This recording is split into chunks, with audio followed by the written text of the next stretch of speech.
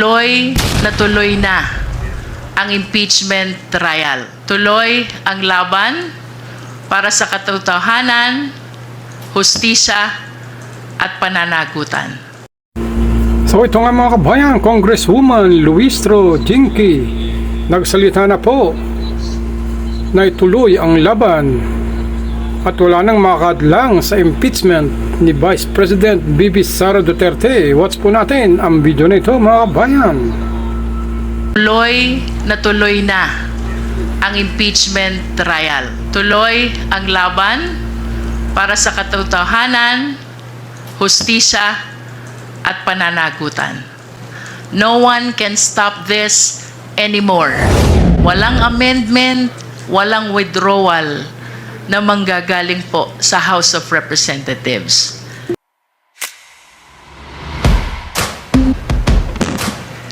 Maraming salamat po for waiting. Pasensya na po, I know that all of you waited for this moment when the prosecution panel will finally give their comment to what happened last night in the Senate.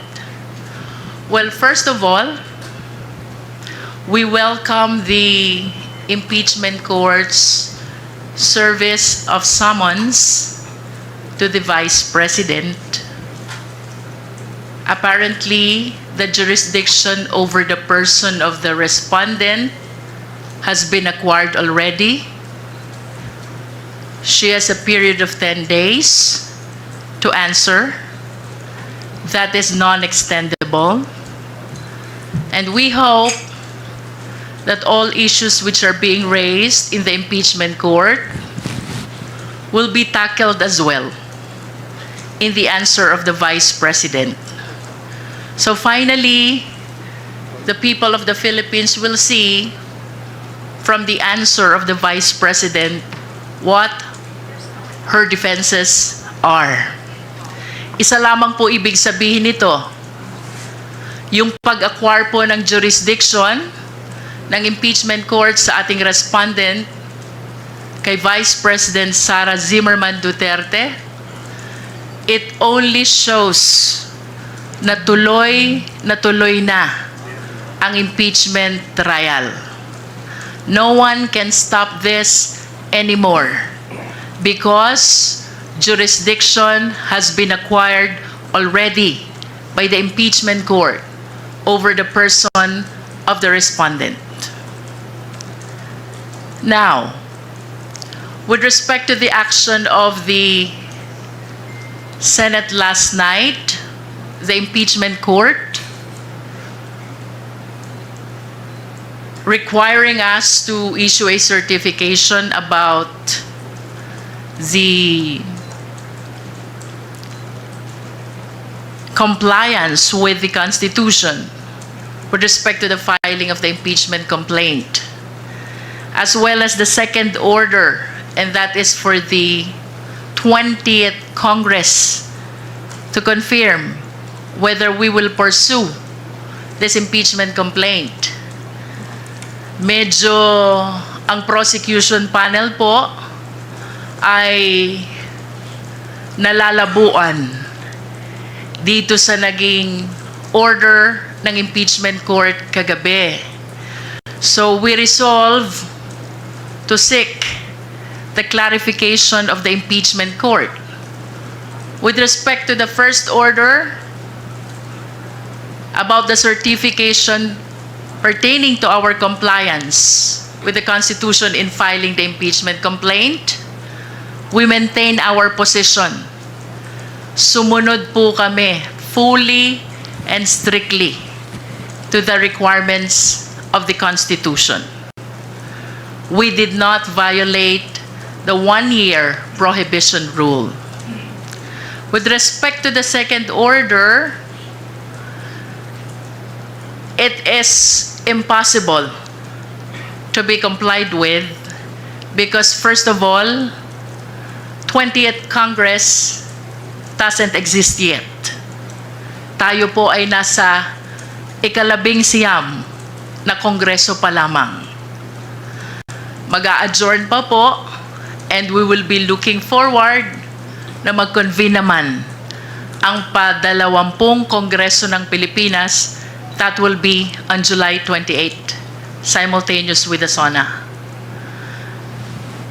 I wish to add, nakatanggap po tayo ng liham, or should I say, nakakita ng liham from the social media that the anticipated presentation of the articles of impeachment is canceled.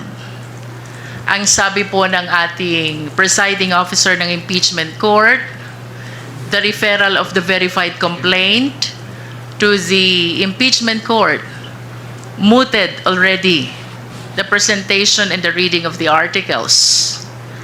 This will be part of the clarification that we will be seeking from the impeachment court, sapagkat batid po natin na itong presentation ng articles ay bahagi ng Senate Rules on Impeachment, and we seek the guidance, we seek the enlightenment of the impeachment court so we can properly comply to the order that they issued last night. Finally, we wish to take advantage of this opportunity upang pasalamatan po ang taong bayan. Sa lahat po ng sumusuporta sa prosecution panel, sa House of Representatives, we had a mass this morning attended by different civil society groups. May mga nakasama po tayo religious leaders and even victims of EJK. Maraming salamat po. Rest assured, ang House of Representatives, ang prosecution panel, naninindigan po. Tuloy ang laban para sa katotohanan, hustisya, at pananagutan. Maraming salamat po. Thank you, ma'am. Are there anyone from the prosecution panel who would like to give a message? If none, we will take the first question from Marian Enriquez of TV5. Good afternoon po.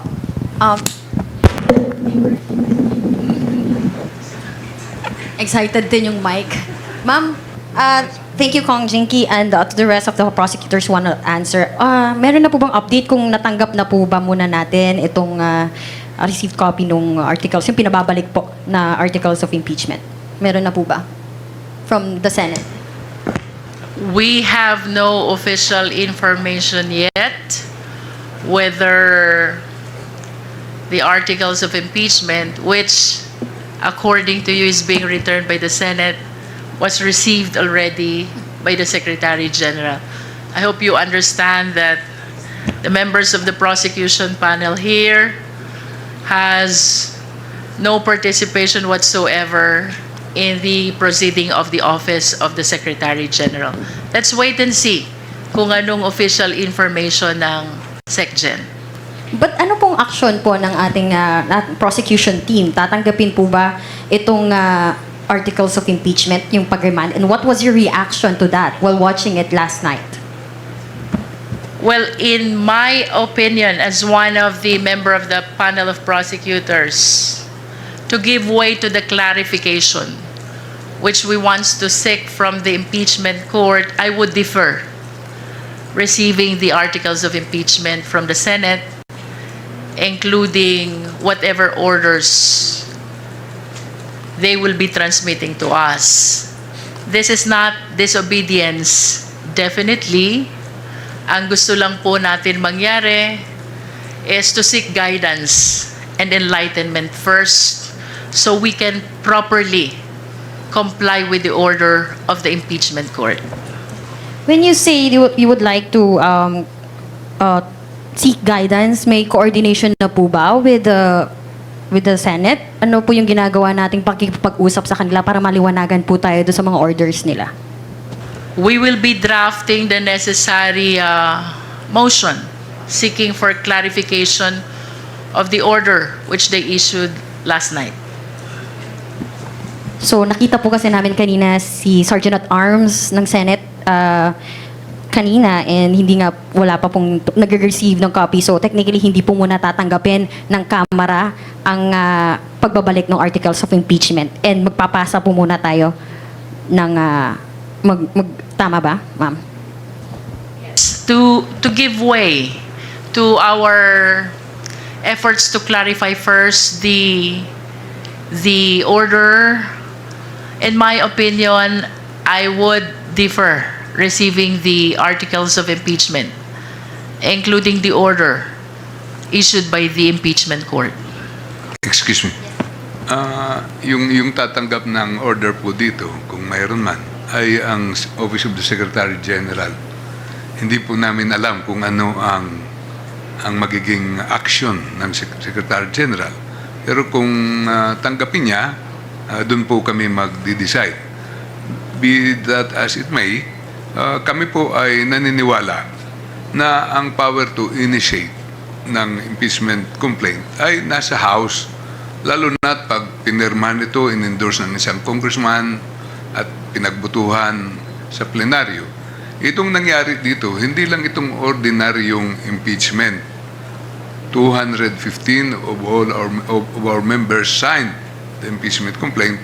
Kaya first time ito na nangyari na may return sa atin. Kaya nangangailangan tayo ng clarification po dito. Bagamat prosecutors po kami at impeachment court sila, naguguluhan pa rin kami. At hindi namin maintindihan kung bakit ibabalik po ito sa amin. Ano po ang gagawin namin. Yun po ang isang bagay na kailangan namin maliwanagan. Sorry. Second to my last question na lang po. Some legal experts po are saying na instead of following the Constitution, itong mga senators po natin, they're creating legal issues po. And will you challenge this po ba? Itong ginawa po ng Senado sa Supreme Court, itong pag-remand, is this abuse of discretion na po ba?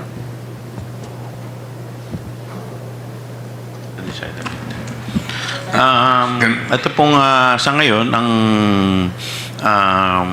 desisyon ng House Prosecution Panel is to submit clarification muna.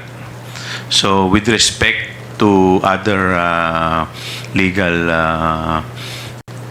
remedies, hindi pa namin to napagdidesisyonan until such time ma-receive namin yung sagot sa clarification. Kong Chua, you also mentioned kanina nagtataka kayo dun sa ginawa nga desisyon ng Senado at sila pa yung nagmosyon o mismong mga hurado, and you quote, sinabi nyo po, sila na yung parang nag-aabogado mismo kay VP Sara Duterte. How optimistic are you po na there will still be a fair and impartial trial? Well, yun po ay personal opinion ko. Hindi ko po alam kung ano yung opinion ng aking mga kasama. And in fact, nung akin rin pong personal na opinion, ito pong ginawa na pagbalik sa amin ng articles of impeachment ay sa aking paniniwala ay unconstitutional. Dahil wala naman po ito, excuse me, wala naman po ito sa kanilang kapangyarihan, at ito po ay inaasahan natin na kung meron man mga motion na gagawin, ang gagawa po nito ay yung sa defense. Kaya yun po ay aking personal na opinion.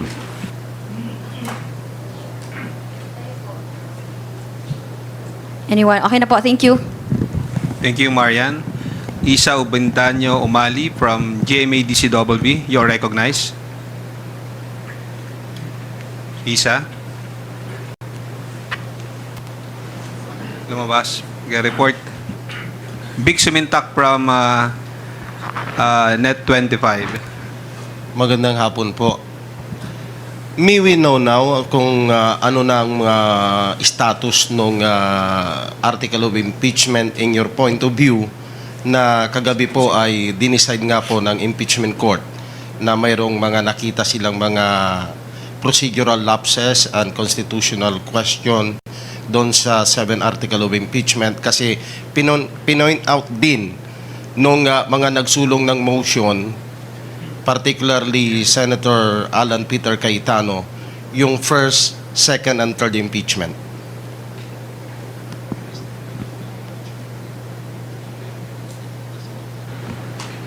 Sa tingin po namin, yung nangyari kagabi ay parang produkto ng compromise nila sa Senado. Paano silang matapos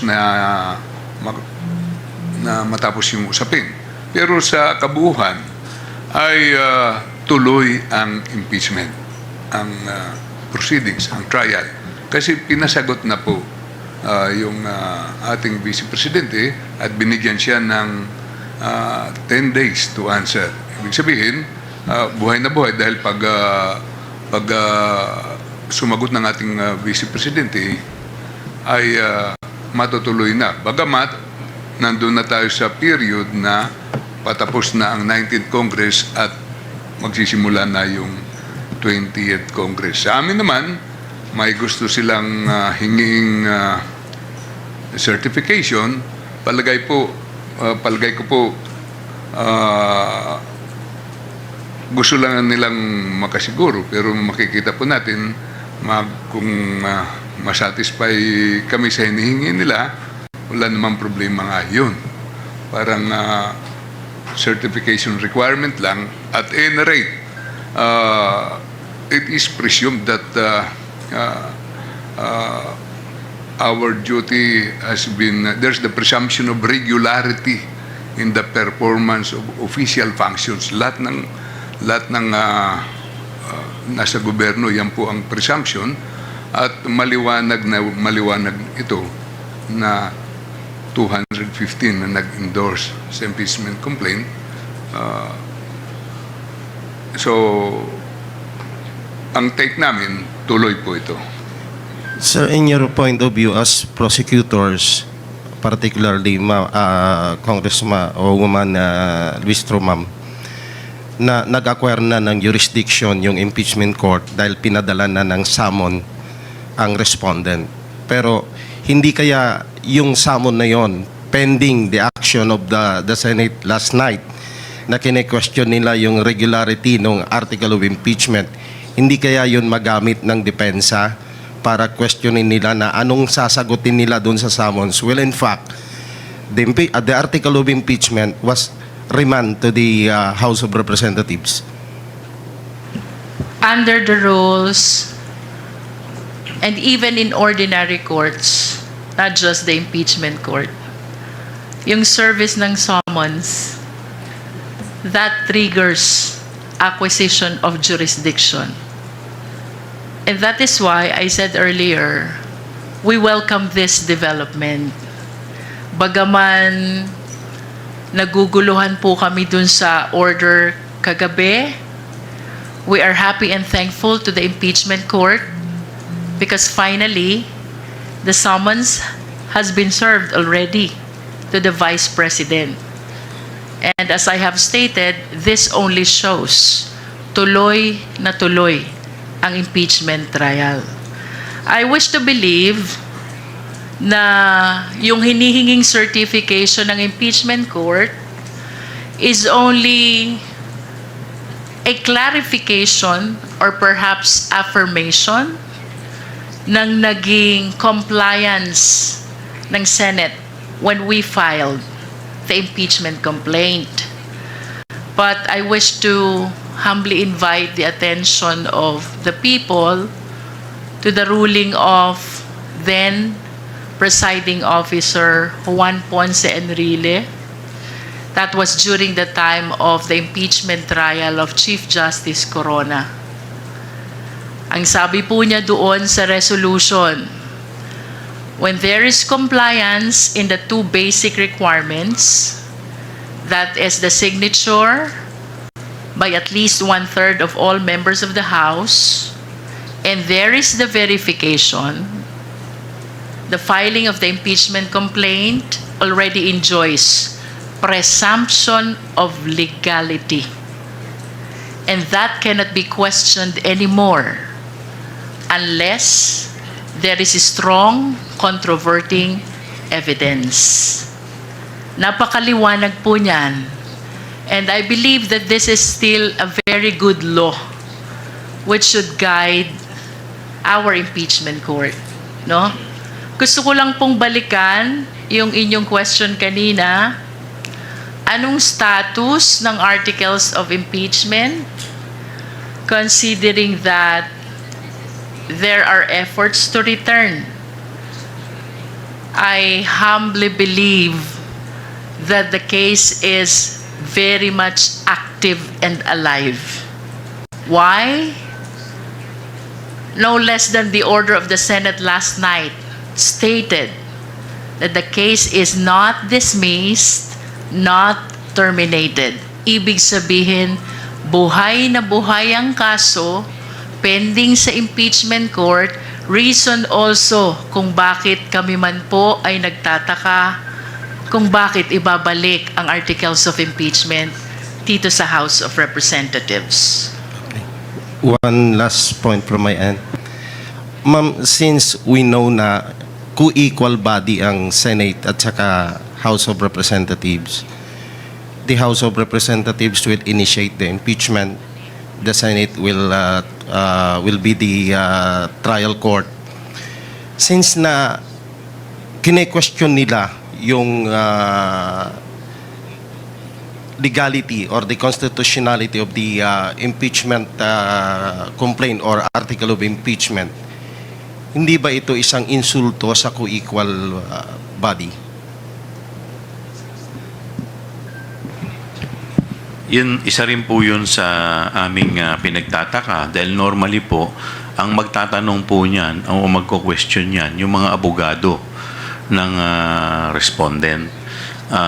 Kaya nga po kami po naniniwala na ito po ay hindi sakop sa trabaho ng impeachment court dahil yung pagko-question po ng mga legality ay dapat po ay sinasagot o tinutugon po ng korte at hindi po ng impeachment court. Can I add to that? Bagamat kami po ay co-equal body, ang House at saka ang Senate, sa pagkakataon pong ito ay medyo naiba kasi impeachment court na sila at prosecutors po kami. Kaya parang nakikita natin parang sa husgado, may mga orders ang korte. Ngayon, kailangan din kami mag-clarify dito. Pero sa dulo ay kailangan ang taong bayan mapakinggan po dito. Kaya kung kinakailangan makinig kami at gumawa ng mga hakbang para matuloy po ito ay gagawin po namin bilang public prosecutors. Thank you, Vic. Gab Lalu from Inquirer Online. Please proceed with your questions. Sir, natanong na po, Sir Sen, ma'am, natanong na po kasi yung tungkol sa yung pagiging quasi-judicial ng impeachment court na merong mga proseso na ina-adopt yung impeachment court na galing sa mga regular na courts. Pero pwede kaya maging dahilan po ng Senate na dahil hindi naman sila korte, pwedeng mag-motion yung mga members ng yung mga senator judges. Pwede kaya maging dahilan yun. Kasi technically po, sa korte, di ba, hindi naman po nagmo-motion ng judge. Tumatanggap lang po sila ng motion. Pero dahil quasi-judicial po, pwede po kayang mangyari yun.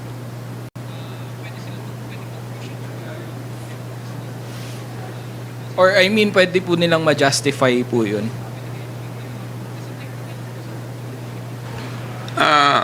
Medyo naiintindihan ko po yung pinanggalingan ng pagtatanong ninyo kasi nung nag-oath pa lang sila kailangan silang maging impartial, di ba?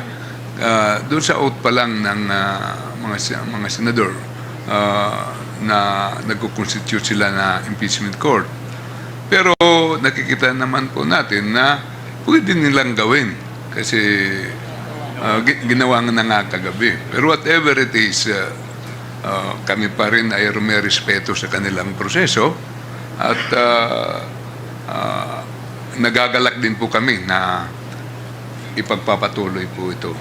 Kaya nga, binigyan na ng summons ang ating Vice President. Second question po, nung meron po kasing previous briefing na sinabi ni Representative Zamora na hindi ipo-pull out ng House yung articles of impeachment from the Senate. Dahil walang mechanism sa 1987 Constitution to do that. Is this sentiment shared by everyone, or would it be the basis of the clarification? As far as the prosecution panel is concerned, no? Maliwanag naman po sa Constitution. The House of Representatives has the exclusive power to initiate all impeachment cases. Tapos na po ang trabaho ng House of Representatives in as far as initiating the impeachment complaint is concerned. Hindi po tama na ito'y aming amyendahan at lalong hindi tama na ito'y aming withdraw.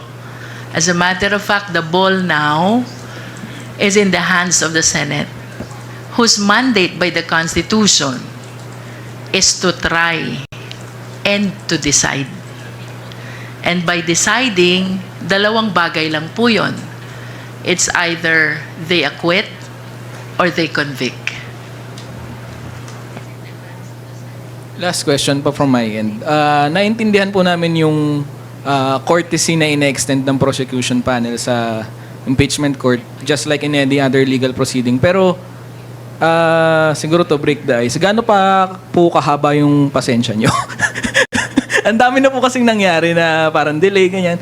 Dapat po nung February, ang tingin nyo, dapat doon na nag-start. Pero gaano pa po kahaba yung pasensya? Kaya pa po pa? Tanungin natin yung prosecutor na may pinakamahabang pasensya dito. Sino ba sa atin may pinakamahabang pasensya? Bel, would you like to answer?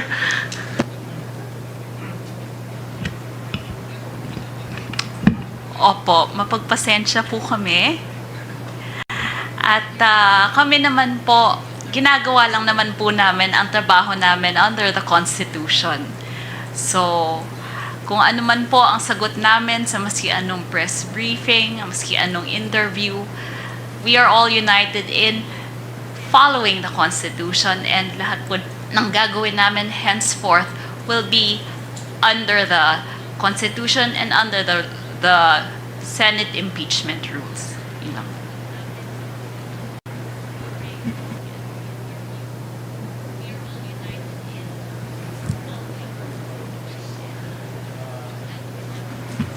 If I may give my own personal opinion about the matter,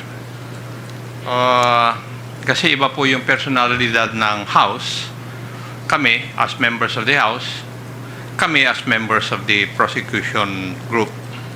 Kaiba po yun. As members of the House, co-equal kami.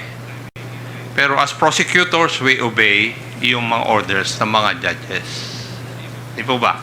So, kami sumusunod sa mga utos ng impeachment court because we are the prosecutors.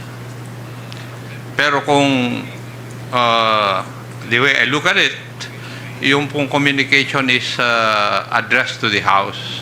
So, yung House leadership ang magkukuha nito.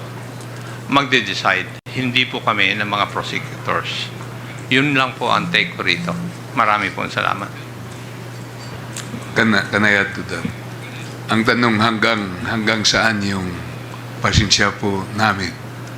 Kami po ay gusto po rin naming magbakasyon kasi sinidyo na kami ngayong gabi.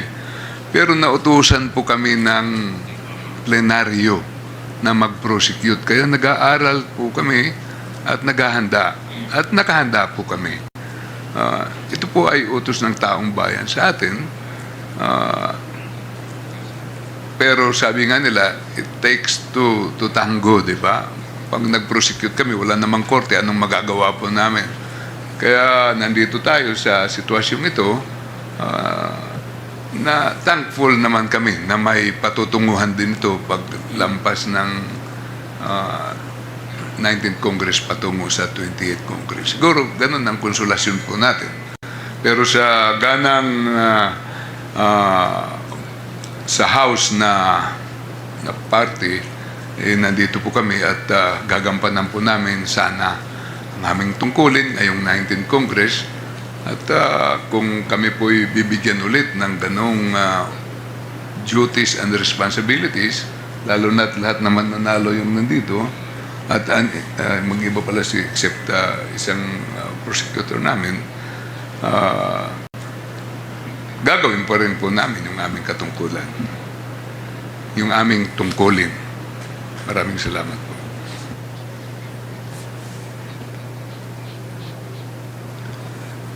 Thank you, Gab. Let us hear the next questions from Jonathan Andal of GMA 7. Ano pong guidance and directive ni Speaker sa inyo po tungkol dito sa pag-remand ng articles of impeachment? Meron po ba, if ever?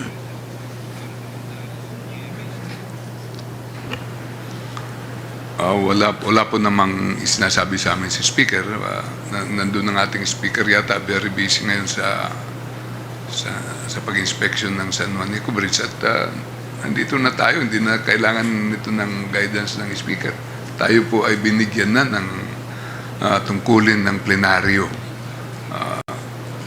Kaya, siyempre, nagmi-meeting-meeting na lang kami kung anong susunod na hakbang na gagawin namin. Sa ngayon po ay yung clarification kung ano man pag dumating sa atin yung kanilang communication. Ang boto po kagabi, 18-5-0. 17? It's 18. 18. Okay. Yun yung boto po kagabi.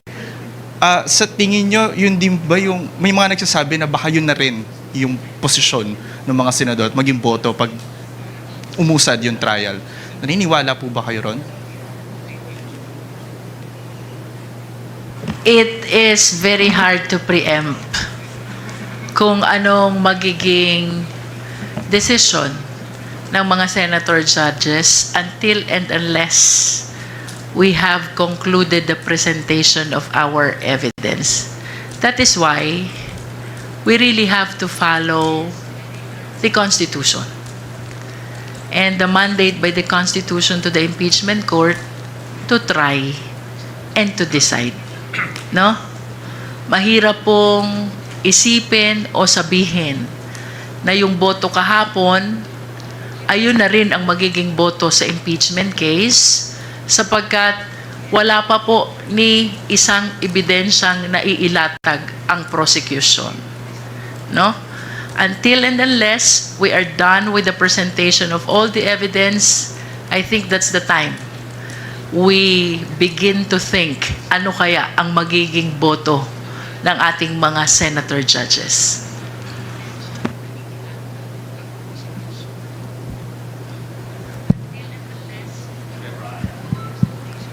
Are you done with your questions? Okay. Bibian Gulia from ABS-CBN. Go ahead.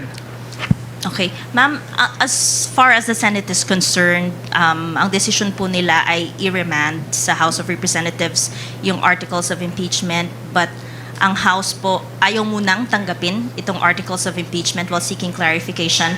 Will it be accurate to say na mayroon pong deadlock? I don't think so. We are not defying the order. We are not disobeying the order. What I said earlier, we are deferring the receipt until we are clarified on the actions taken by the Senate last night. Ano ba yung tatlong actions? Number one, they're asking for the certification of the House of Representatives that we complied with the requirements in filing an impeachment complaint.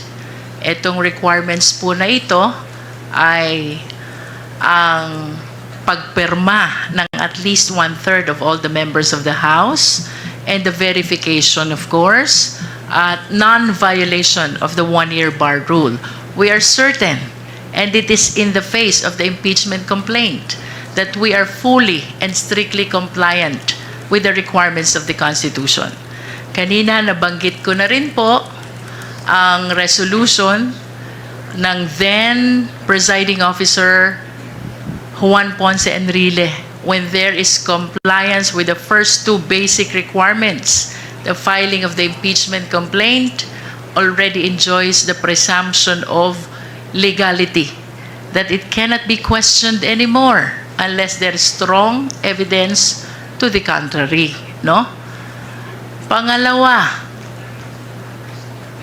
they're asking for the confirmation of the 20th Congress, whether it will pursue the impeachment complaint against the Vice President.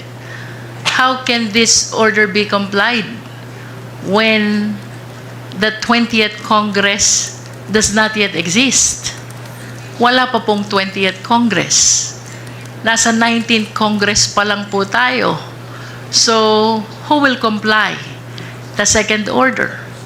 Number 3, bagaman ito po'y hindi part ng order nila, but I saw a letter in the social media, rendered moot ang presentation of articles because the verified complaint has been referred already to the impeachment court.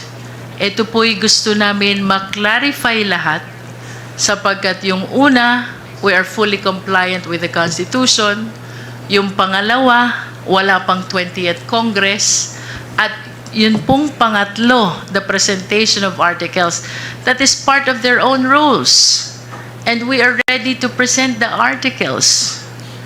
Why suddenly, biglang rendered moot when no less than the rules on impeachment of the Senate provides for the same? Again, we do not defy.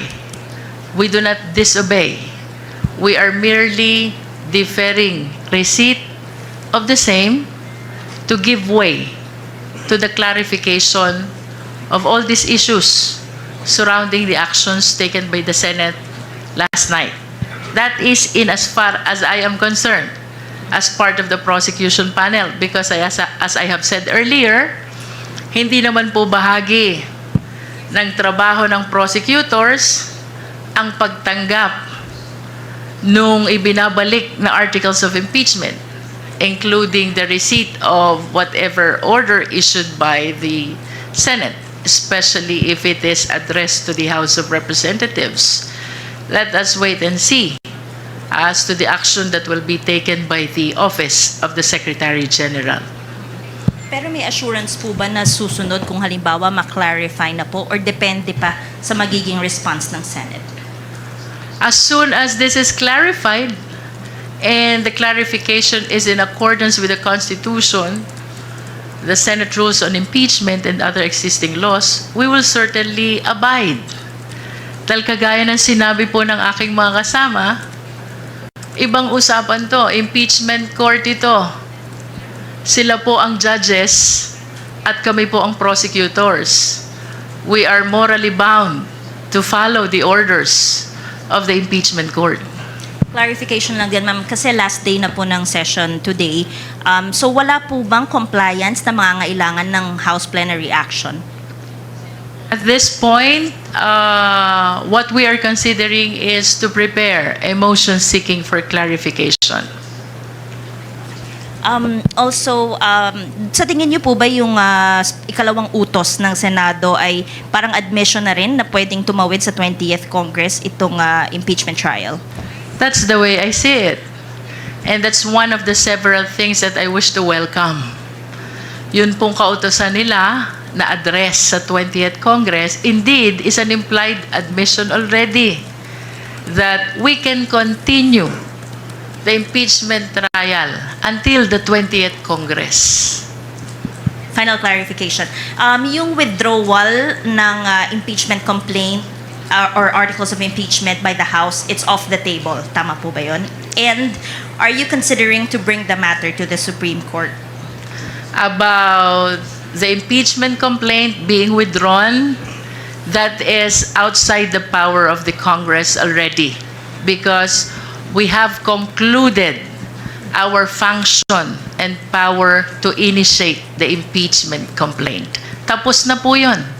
The ball is already in the hands of the Senate, whose duty is to try and decide. No? Walang amendment, walang withdrawal na manggagaling po sa House of Representatives. Hindi po yan pinapayagan ng Constitution. And then your next question? That is a matter that we have yet to discuss.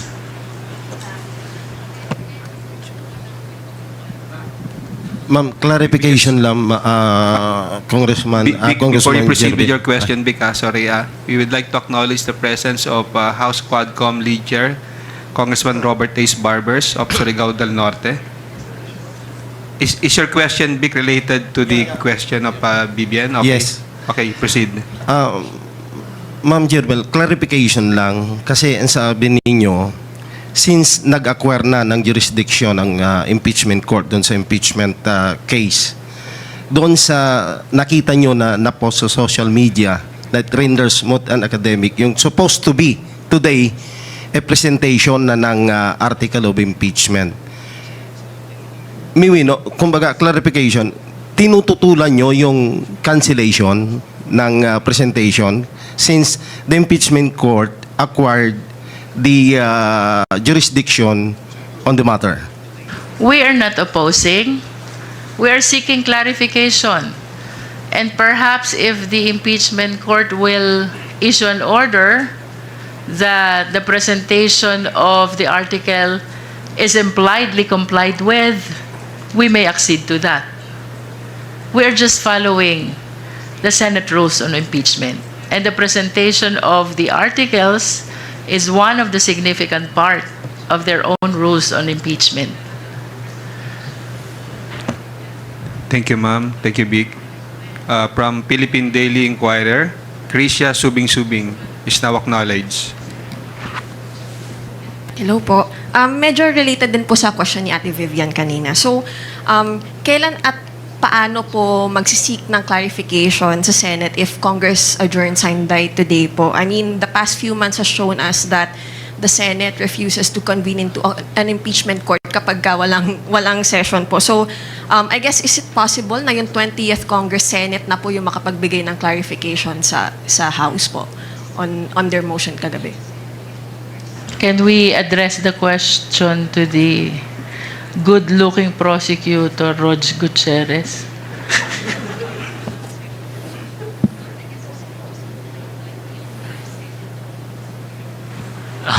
Sorry, just to be clear, can we have a repeat of the question?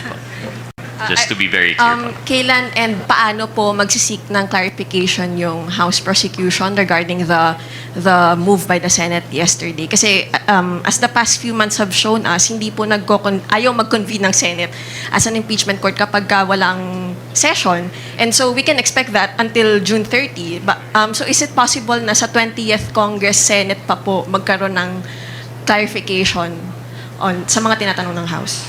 To be frank lang po, I don't think it would be a fair statement to say we cannot preempt the impeachment court. We cannot substitute their decision. We cannot say for sure that they will not convene po, no? So what is very clear for us here in the prosecution panel is that we will be seeking clarification, and it will be addressed not to the Senate but to the impeachment court. Now, the question of whether or not they will convene, I think that only they can answer po, no? And ma'am, tama po ba yung pagkakaintindi ko? You will file, you are preparing a motion to be read at the plenary later po? Motion seeking for clarification. And then my second question po, it seems that you and other legal experts agree po na the Senate does not have constitutional power to remand po. So, in your opinion, does the House have the power to reject the remand? Is that a possible pathway for you?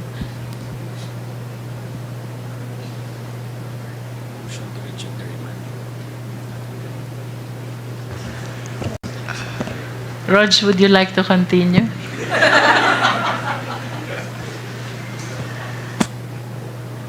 Marami kang fans dito.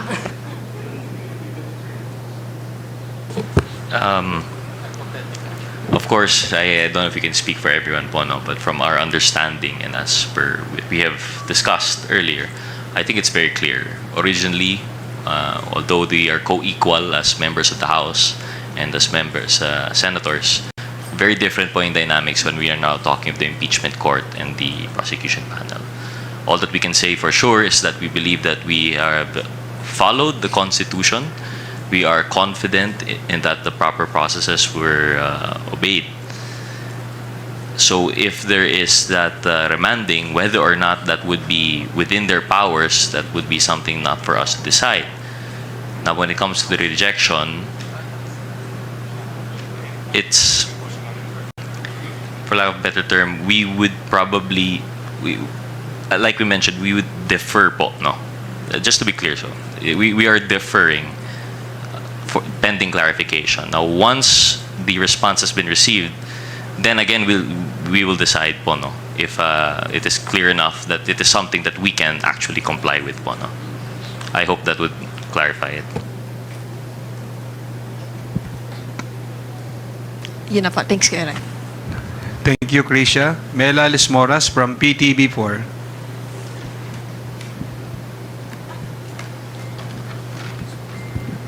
Hi, good afternoon po, Prosex. Sulitin ko na lang po yung pagkakataon since I think this is the first time na medyo marami po tayong humarap dito nga sa isang press conference. For the record, ano-ano po yung articles na assigned sa inyo? Pwede po bang sumagot one by one? And gaano, nasa na po yung preparation natin ngayon? Dahil, gaano kahalaga na marinig po ito ng ating mga kababayan? Kasi up until now, ang dami na nating naging process dito nga sa impeachment proceedings, pero may mga nagsasabi pa rin na it's all about politics, may mga ganong criticisms. Can you just share ano pong articles and ano na po yung update sa preparation nyo at gaano ito kahalaga na marinig ng taong bayan sa pamamagitan ng impeachment trial? Una po, gusto kong balikan kanina yung tanong, yung tungkol sa can we reject it? Di ba? Ngayon, na-return nila sa amin, na-reject. Baka magbula-bula po ito, wala nang patutunguhan. Yun po ang ayaw nating mangyari. Ang importante po dito, ang interest ng taong bayan at saka yung duties and obligations natin. Kung kailangan may mag-bend siguro dito, kami ang prosecutors, sila ang judges. Kailangan, kung compliable, kung pwede namin gawin na hindi makukompromise yung aming strategy, ay siguro baka kailangan namin gawin. Pangalawa, yung tanong po ni Ma'am tungkol sa articles, sa preparation po namin. Ngayong araw nga po, naghanda na po kaming mag-present, pero pinigilan lang po namin. Pero ayaw po namin muna magsalita para hindi naman namin ma-telegraph kung anong gagawin namin. Pero nandun, nakalabas na po yung articles of impeachment.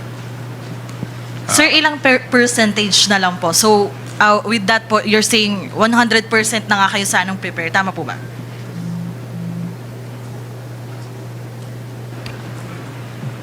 Tama po.